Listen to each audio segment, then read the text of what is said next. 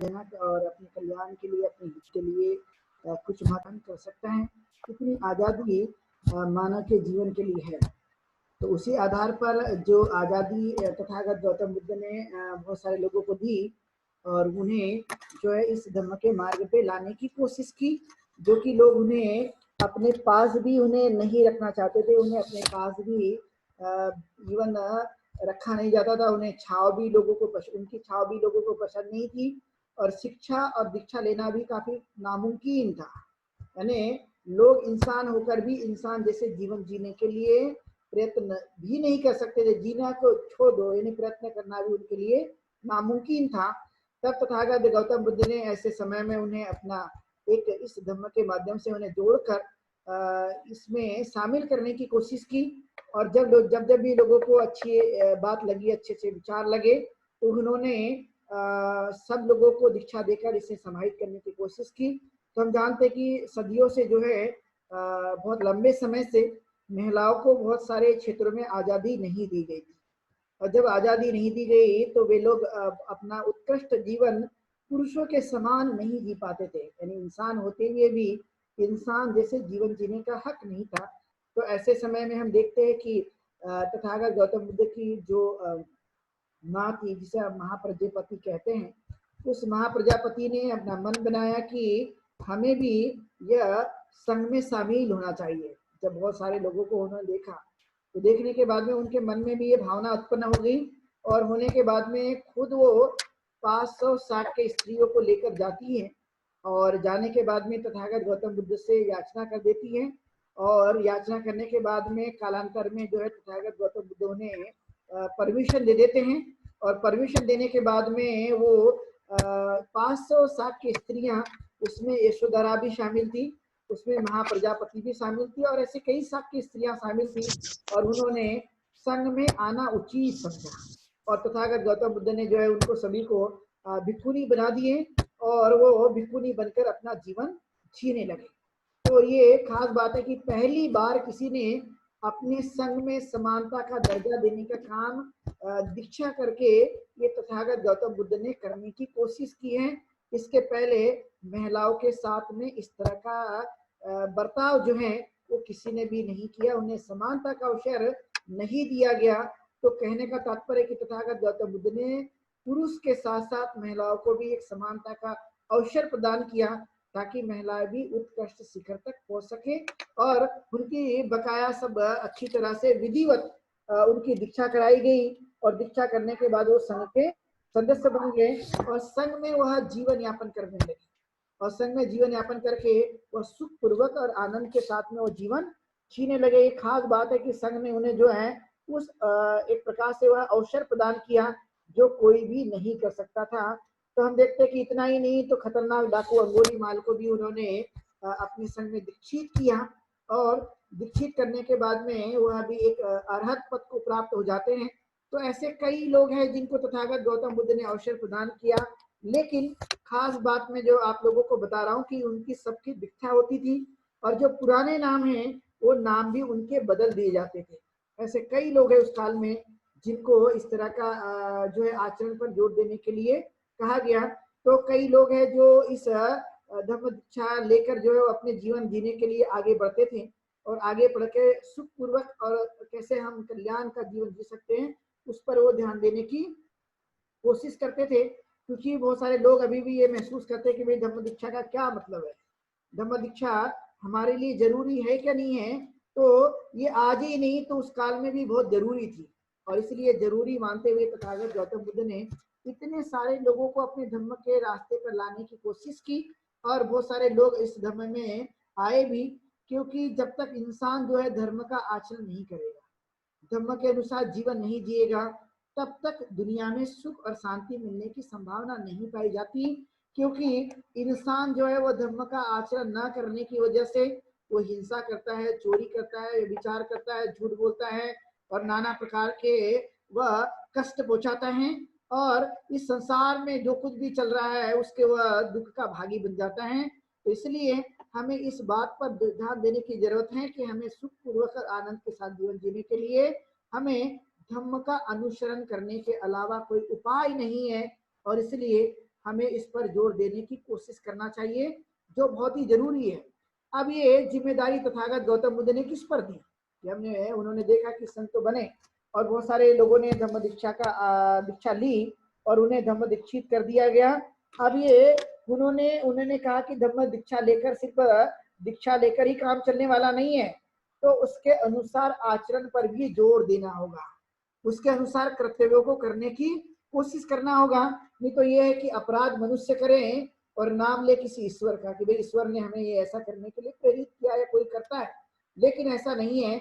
ये सब कुछ जो है वो मनुष्य का ही निर्माण करने की जो कुछ भी बनाई गई योजना है वो मनुष्य के द्वारा होती है, और इसलिए मनुष्य ही इन चीजों को करने की कोशिश करता है।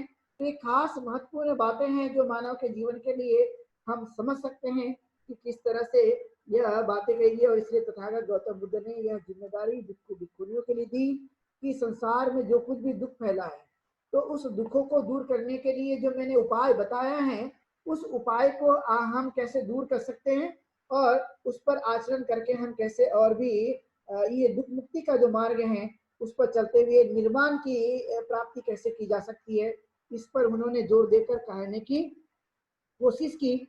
और उन्होंने कहा कि आप लोग जो ये कल्याणकारी जो रास्ता है उसको मानने की कोशिश करें। और इसलिए उन्होंने भिक्षुओं से कहा कि एक रास्ते से दो नहीं जाना चाहिए, बल्कि एक दिशा में एक ही जाना चाहिए, ताकि हम ज्यादा से ज्यादा लोगों तक ये सुख का मार्ग पहुंचा सके। और ये महत्वपूर्ण है कि हम इस बातों को आज वर्तमान में किस तरह से इम्प्लीमेंट कर सकते हैं, जो बहुत ही महत्वपूर्ण है, जानने योग्य है और मानने योग्य है। और फिर कहा कि हम इन चीजों को हम कैसे मान सकते हैं। तो कई बार ये भी होता था कि तथागत गौतम बुद्ध ने दीक्षा दे दी और दीक्षा देने के बाद में ये कई बार होता था कि वो जिस परंपरा से आए हैं वहां तो चमत्कार वाला काम होता था, वहां तो कोई ना कोई भगवान के बारे में बताया जाता था, लेकिन तथागत गौतम बुद्ध ने ना भगवान के बारे में बताया ना कोई चमत्कार बताया। तो एक भिक्षु जो है वो बड़े उदास हो गए कि भाई तथागत तो कोई चमत्कार हमें बताता नहीं है, चमत्कार हमें दिखाता नहीं है, कोई ऐसा चमत्कारी बातों को भी प्रकट नहीं करता, तो ये हमने शिष्य तो इसका त्याग देना चाहिए। तो कई ऐसे लोग होते हैं जो इस तरह से अपने जीवन को जीने के लिए जो कि पुरानी मान्यता होती है, तो उस पुरानी मान्यता को लेकर ही वह आगे बढ़ने की कोशिश करते हैं। लेकिन तथागत गौतम बुद्ध ने किसी भी प्रकार के चमत्कार पर जोर देने के लिए नहीं कहा, किसी आडंबर पर जोर देने के लिए नहीं कहा, किसी रूढ़ी परंपरा पर जोर देने के लिए नहीं कहा।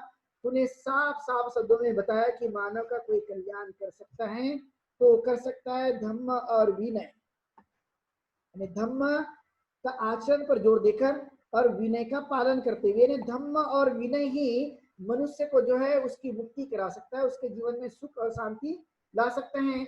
कोई चमत्कार, कोई आडंबर और कोई रूढ़ी परंपरा जो है वो मानव का कतई कल्याण नहीं कर सकती, और मानव के जीवन में कभी सुख भी इसके माध्यम से कभी उत्पन्न होने की संभावना नहीं पाई जा सकती है, क्योंकि लाखों लाखों लोग भी गरीब है जो भगवान को मानते हैं, जो ईश्वर को मानते हैं, जो चमत्कार पर विश्वास रखते हैं, जो कल्पनाओं को मानते हैं, लेकिन वे भी गरीब है। लेकिन ये धम्म का मार्ग है कि भाई हमें धम्म का और विनय का आचरण पर ही जोर देने की कोशिश करते रहना, यही हमारा कल्याण कर सकता है, यही कल्याण का मार्ग है, इसके अलावा कोई और भी मार्ग नहीं है।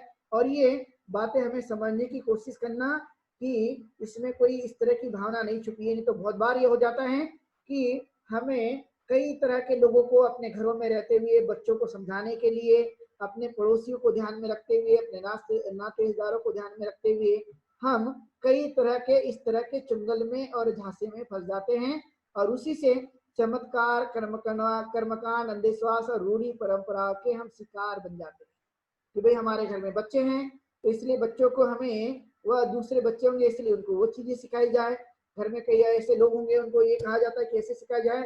लेकिन तथागत गौतम बुद्ध ने जिस बात पर जोर देने के लिए कहा वो है धम्म और विनय, यही हमारी असली मुक्ति करा सकता है, यही हमारे लिए उपाय है। और फिर कहा गया कि हम किसी को भी जबरदस्ती हम धर्म में दीक्षित ना करें, यानी जो धर्म मार्ग है हमारा ये जबरदस्ती वाला नहीं है, इसमें अपनी खुद की स्वतंत्रता के आधार पर, अपनी खुद की इच्छाओं के आधार पर, अपने कल्याण और सुख के लिए मैं ये धर्म का आचरण करने पर जोर दूंगा, इसलिए मेरा सुख और कल्याण हो, इसलिए वो स्व इच्छा से यदि धर्म ग्रहण करता है तो उसे दिया जाए, लेकिन वहां पर जबरदस्ती नहीं करनी चाहिए।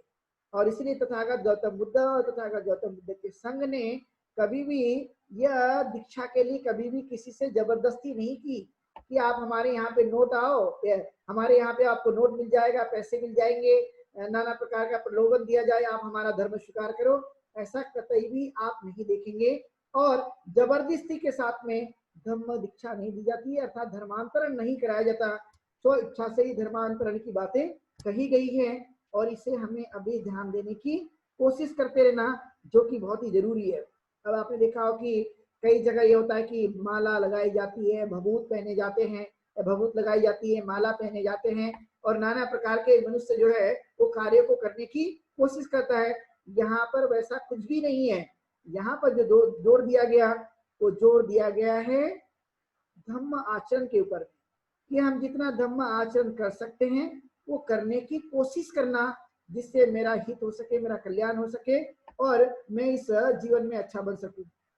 तथागत गौतम बुद्ध ने धम्म प्रचार के लिए भिक्षुओं के लिए बड़ी जिम्मेदारी दी, और इसलिए उन्होंने जो कहा था, चरद भिक्षवे चारिकांग बहुजन हिताय बहुजन सुखाय, लोकानुकंपाय अद्धाय हिताय देव मनुष्यानंग, आदि कल्याणंग मध्य कल्याणंग पर्युषानंग कल्याण। अर्थात जो है मनुष्य ने यह मनुष्य के कल्याण के लिए, उनके सुख के लिए, उनकी शांति के लिए, उन पर अनुकंपा करके ये कल्याणकारी जो मेरा मार्ग है इसको बताने के लिए हमेशा निरंतर चारिका करते रहे, बताते रहे। यही मेरा उद्देश्य है, यही मेरा धर्म है, और इसके लिए भिक्षुओं को संघर्ष करना चाहिए जितना कर सकता है। उन्होंने इसके लिए जितना हो सके वो प्रयत्नशील होना चाहिए, और सत्य का रास्ता अपनाने की उन्होंने कोशिश करते रहना चाहिए। और इस तरह का यदि उन्होंने कोशिश की तो सही मायने में वह अपने काम में कामयाब हो सकते हैं, और कामयाबी उन्हें मिल सकती है। और इस पर ज्यादा से ज्यादा जोर देने के लिए उन्होंने अग्रसर होना चाहिए। तो कालांतर में हम देखते हैं कि जब हम ये सब सिलसिला उस काल में चलते रहा, इस तरह का धम्म दीक्षा का कोई धम्म दीक्षा, ये कोई भी जन्म से कोई बोध नहीं होता। ये खास बात जिसकी ओर मैं आप लोगों को इस वर्तमान में प्रासंगिकता के लिए मैं बताने वाला हूँ, तो इसमें ये खास बात है कि जन्म से कोई बोध नहीं होता। न जच्चा वसलो होती न जच्चा होती ब्राह्मण, कमुना वसलो होती कमुना होती ब्राह्मण। जिस तरह से बुद्ध ने कहा कि कोई जो है जन्म से शूद्र भी नहीं होता और कोई ब्राह्मण भी नहीं होता, वो कर्म से ही शूद्र होता है और कर्म से ही ब्राह्मण होता है, न कि जन्म से होता है। तो इसलिए जन्म से कोई बोध भी नहीं होता। जन्म से बोध होने की जो धारणा है ये बौद्ध धर्म में या तथागत गौतम बुद्ध के इस धम्म नीति में कहीं पर भी हमें नहीं दिखाई देती। और इसलिए हमें वर्तमान में समझना है कि जन्म से कोई नहीं होता, बल्कि अपनी स्व इच्छा से अपने कल्याण के लिए, अपने मंगल के लिए, अपने सुख के लिए जो है वो धम्म दीक्षा ग्रहण करनी पड़ती है, लेनी पड़ती है, और लेकर जो है अपने जीवन को जीना पड़ता है। और इसलिए हम आधुनिक भारत में हम जब देखते हैं तो यही चीजें कि जो जन्म से महान बना दिया गया था, जन्म से शूद्र बना दिया गया था, और डॉक्टर बाबा साहब अम्बेडकर को और पूरे समाज को काफी अपमान और दुख सहन करने पड़े, क्योंकि भारत में ही बौद्ध धर्म उदित हुआ और सब लोगों ने इसको माना उस काल में। लेकिन कालांतर में जब ये नष्ट हो गया तो अपनी जो कुछ भी जीवन शैली थी, जो जीवन पद्धति थी, लोग जानते नहीं थे, और न जानने की वजह से वो कुछ कर नहीं पाते थे।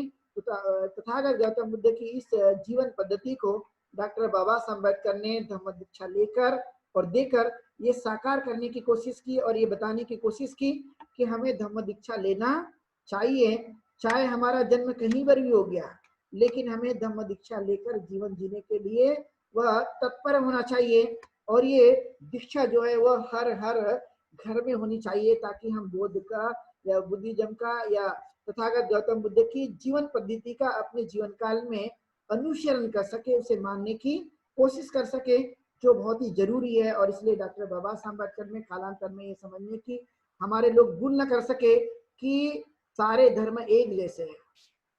देखिए अक्सर ये देखा जाता है कि सारे धर्म एक जैसे हैं, और इसलिए सब धर्मों की लोग प्रशंसा करते हैं कि भाई कोई भी, सबका रास्ता एक ही है, सबका एक ही उद्देश्य है। लेकिन बाकी के रिलीजन में और बाकी के धर्म में और बुद्ध धर्म में एक जैसे कोई भी समानता आप नहीं दे सकते, एक उद्देश्य नहीं है, क्योंकि सबके यहाँ पर ईश्वर अल्लाह है, परमात्मा और आत्मा है, लेकिन बुद्ध धर्म में इस तरह का कुछ भी नहीं है। यहाँ पर मनुष्य और मनुष्य के मन को केंद्र बिंदु बनाया गया और केंद्र बिंदु बनाकर उस पर जीवन जीने के लिए कोशिश की गई कि हमें इस को हम कैसे समझ सकते हैं, कैसे जान सकते हैं, और इस पर उन्होंने जोर देकर जीवन जीने के लिए, आगे बढ़ने के लिए प्रेरित किया। और इसलिए ये महत्वपूर्ण बात है। तो आज के समय में हम जो गर्व से कहते हैं कि हम तो अपने बौद्ध धर्म में जन्मे हैं, लेकिन हम दीक्षा नहीं लिए तो हम उस संस्कार से वाकिफ नहीं होते, और जब संस्कार से वाकिफ नहीं होते हैं तो वो जीवन शैली जीने के लिए हम ज्यादातर प्रेरित नहीं होते। और इसलिए डॉक्टर बाबा साहब अम्बेडकर ने कहा, जिस तरह से कि हमें एक आदमी हम बौद्ध बन गए, तो एक आदमी ने बौद्ध बनने के बाद में दूसरों को बौद्ध बनाने के लिए प्रेरित करना चाहिए, वो भी जबरदस्ती के साथ नहीं। कि हमारी नैतिक जवाबदारी है कि हम यदि बन जाते हैं तो हमें बनने के लिए वह कोशिश करते रहना चाहिए कि दूसरे भी इस तरह की जीवन पद्धति को अपनाने की कोशिश करें। कि जिस काल में, बुद्ध के काल में जो है लोग दुखी जीवन जीते थे, जैसे कि यश नाम का सेठी पुत्र जो वाराणसी का था, वो तथागत गौतम बुद्ध के पास आके दीक्षित हो जाता है। आज हम वर्तमान में देखते हैं तो हमने ये पाया है कि संसार में अति दुख है। इतना ही दुख नहीं है, छोटा मोटा दुख नहीं है, बहुत दुख है। और इतने दुख के कारण जो है मानव यदि अपमान सहन करके जीवन जीता होगा, लेकिन उत्कृष्ट जीवन पद्धति को नहीं अपना रहा है, तो हमें उत्कृष्ट जीवन पद्धति को अपनाने के लिए घर घर में दीक्षा के साथ साथ अपना नाम भी बदलने चाहिए, जो बहुत जरूरी है। क्योंकि अक्सर ये देखा जाता है कि नाम हमारा कोई किसी का नाम श्री राम है, तो किसी का सरनेम वाघमारे है, तो किसी का नाक काटे है, तो किसी का थूके है, तो किसी का चाटे है, किसी का घोड़ी चोर है, और किसी का और भी कुछ है। तो नाना प्रकार के जो अच्छे नाम नहीं है, जो तिरस्कारित नाम है, तो धर्मांतरण के साथ साथ में नामकरण करना जरूरी है। और ये जब पद्धति होती है तो हम इसे समझ सकते हैं। इसलिए मैंने आप लोगों को बताया कि बुद्ध के काल में भी इवन जब दीक्षा लेते थे तो दीक्षा लेने के बाद में वो भी अपने नाम बदल देते थे। उस काल में भी, इवन आज की नहीं है, उस काल में भी, जैसे कि हमने अनाथ पिंडक का नाम देखा कि उसका बचपन का नाम सुदत्त था, लेकिन दीक्षित होने के बाद में लोगों ने उनको अनाथ पिंडक कह दिया।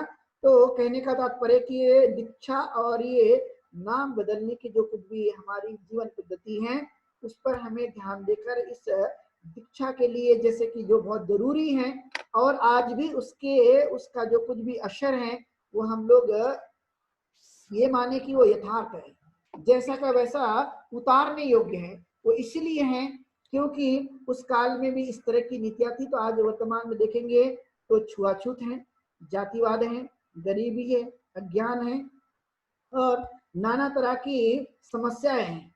अब इस समस्या का यदि हमें अंत करना हो तो एक ही माध्यम है, बुद्धं शरणं गच्छामि, धम्मं शरणं गच्छामि और संघं शरणं गच्छामि।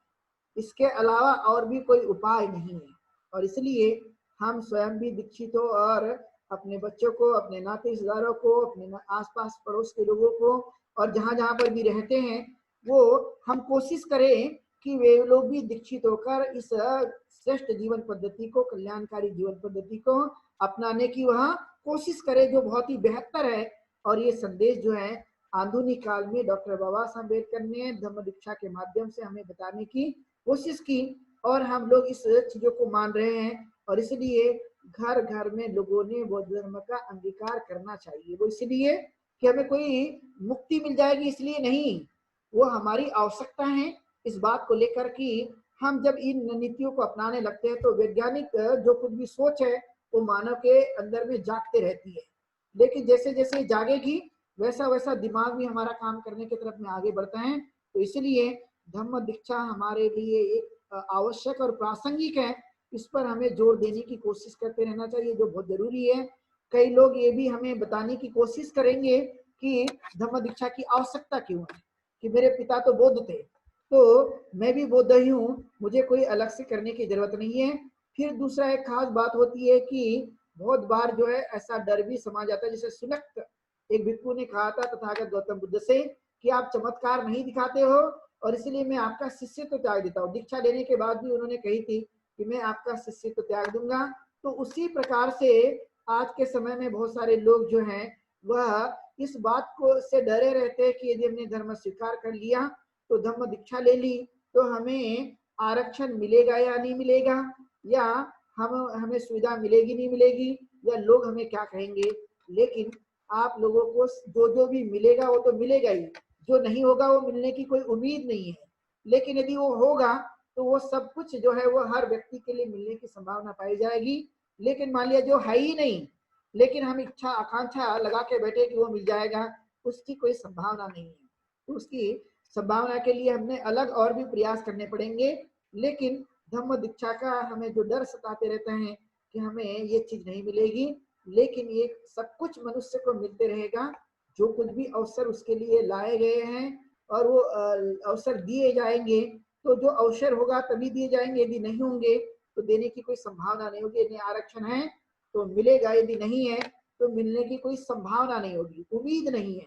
और इसलिए जो तथागत गौतम बुद्ध ने हमें दीक्षित होने के लिए जो हमें उपाय बताए, और आधुनिक जगत में बाबा अम्बेडकर ने जो बौद्ध धर्म की दीक्षा के लिए हमें प्रेरित किया और हमें मान सम्मान के लिए, समता स्वतंत्रता का जीवन जीने के लिए जो हमें आगे बढ़ाने की जो नीति बताई है, तो उस नीति के आधार पर हम समझकर यह कोशिश करें कि हम दीक्षित होकर, यदि हम हैं तो दूसरों को दीक्षित कराएं और दीक्षित होकर हम अपने जीवन को जीने की कोशिश करें।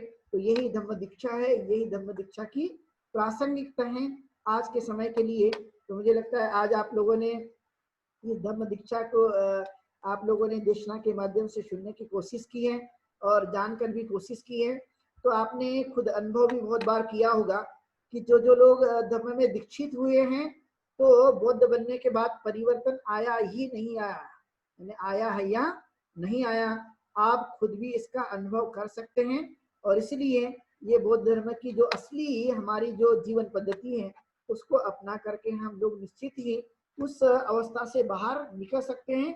और निकलने के लिए हमने कई बार अनुभव किया होगा कि बहुत सारे जो लोग अभी गाँव में हैं जो इस धम्म दीक्षा के इस संस्कार से प्रभावित नहीं है, वो एजीटी जैसी चीजें हैं वैसी वो करते रहते हैं। लेकिन उन लोगों पर भी हमें ये असर आने के लिए हमें ज्यादा से ज्यादा प्रयास करने के लिए तत्पर रहना चाहिए कि मैं एक मनुष्य रूपी जीवन जी रहा हूँ और मैंने यदि कल्याण अपना स्वयं का किया है और बाबा अम्बेडकर की अनुकंपा से मैं यहाँ तक पहुंचा हूँ, तो मेरी नैतिक जवाबदारी है कि आने वाली पीढ़ी को भी मैं इस मार्ग में लाकर उन्हें भी अच्छी तरह से उन्नति के शिखर तक पहुंचाने के लिए जो तथागत गौतम बुद्ध का उपाय है, ये धम्म का मार्ग है, उस मार्ग का हम भी स्वयं अनुकरण करेंगे और दूसरे भी अनुकरण करेंगे।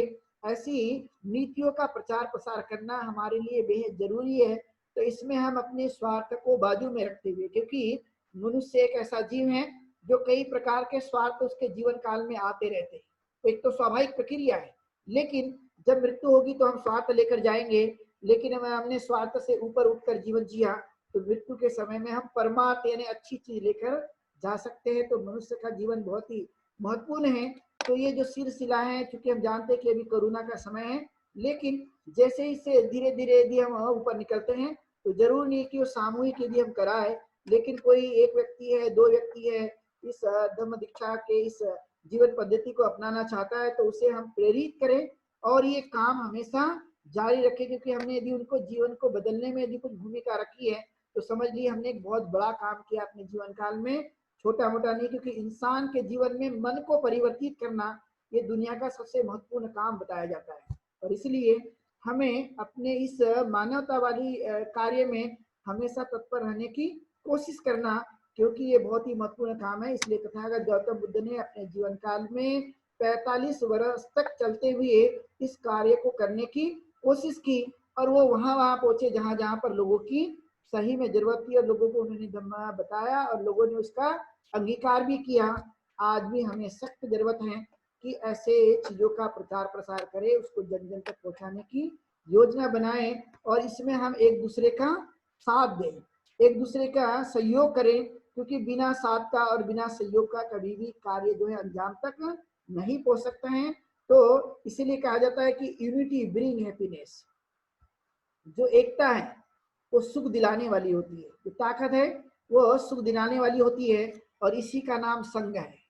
कि ये संघ के माध्यम से जो हमारी संघ की ताकत है, ये संघ की ताकत जो है हमें प्रभाव डालेगी और हमारे जीवन में परिवर्तन लाने के लिए सहायक बनेगी। और इसलिए इस काम को हर दिन के लिए करते रहना जितना हम कर सकते हैं, और करने पर जोर देने की कोशिश करना, क्योंकि एक न एक दिन तो हमारा जीवन बदल जाने वाला है। तो इस बदलते हुए इस परिवर्तन के सिद्धांत में हम भी अपनी एक अहम भूमिका रखें, और जिससे हम कालांतर में अपने इस योजना को और भी आगे बढ़ा सकते हैं। तो आज की देशना के माध्यम से मुझे लगता है कि ये धम्म दीक्षा का जो आंदोलन है या धम्म दीक्षा की प्रासंगिकता है, आप लोग मुझे लगता है कि ये समझ ही गए होंगे, क्योंकि ये कोई कठिन नहीं है, लेकिन इस पर जोर देकर आगे बढ़ाने के लिए हमें प्रयत्नशील रहना, ये जोर की बातें है। ये कठिन है, जो बताया गया उतना कठिन नहीं है, लेकिन जो किया जाएगा, जिस पर हमें करने के लिए बल दिया जाएगा, वो लगता है कि मार्ग कठिन है, लेकिन दुनिया में कोई भी कठिन नहीं है। निर्भर करता है कि हमने किया कैसा है और करने के लिए हमने क्या करने के लिए हम प्रयत्नशील है। तो इसलिए जीवन बहुत ही मनुष्य का अनमोल है, अमूल्य है, जिसकी कोई कीमत नहीं है। और ये बुद्धिमान होने के नाते मनुष्य की एक नैतिक जवाबदारी है कि हम भी ऐसे कार्य पर जोर देकर लोगों के जीवन में बदलाव लाने के लिए, सुधार लाने के लिए और वो प्रगति करने के लिए हम कहीं ना कहीं एक आदमी के काम आए। यही धर्म है, यही धर्म की नीति है, और यही मानव का स्वभाव गुण धर्म है। और इस पर जितना हम जोर दे सकते हैं, देने पर हमें कोशिश करना जो कि बहुत ही जरूरी है। तो आज का ये धम्म देशना जो है, धम्म दीक्षा और उसकी प्रासंगिकता, हम लोग यहीं पर रोकेंगे। आप लोगों ने बड़ी शांति के साथ में आज की धम्म देशना को सुना है, तो सब लोगों के प्रति मंगल कामनाएं। आप दीर्घायु हो, सुखी बने, दिनों दिन प्रगति करें, ऐसी मंगल कामनाएं। और कल हमारा जो भी टॉपिक होगा, आप लोगों को मैसेज देकर बता दिया जाएगा कि कल का क्या विषय होगा। तो आज की धम्म देशना हम लोग यहीं पर रोकते हैं और धम्म पालन गाथा से हम विराम देंगे। सब पाप सकरणं कुशलास उपसंपदं सचित परियोदपनम् एतं बुद्धानुशासनं धम्मं चरे सुचरितं नतं दुचरितं चरे धम्मचारी सुखं सेति असमे लोके परमिच न तावता धम्मधरो यावता बहुभासति यो च पंपे सुत्वानं धम्मं कायेन पश्यति सवे धम्मधरो होति यो धम्मं न पमच्छति नति मे शरणं गय्यं बुद्धो मे शरणं वरम् एतेन सच्चवचेन होतु ते जयमङ्गलम् नति मे शरणं गय्यं धम्मो मे शरणं वरम् एतेन सच्चवचेन होतु ते जयमङ्गलम् नति मे शरणं गय्यं संघो मे शरणं वरम् एतेन सच्चवचेन होतु ते जयमङ्गलम् नमो बुद्धाय नमो धम्माय नमो संघाय साधु साधु साधु।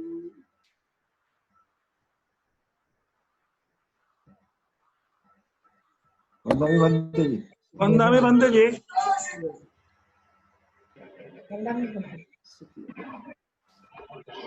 जय भी भंते जी। भी भंते जी।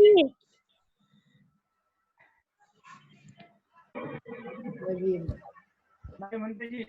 सुखी हो। वंदनामि भंते जी। सुखी हो।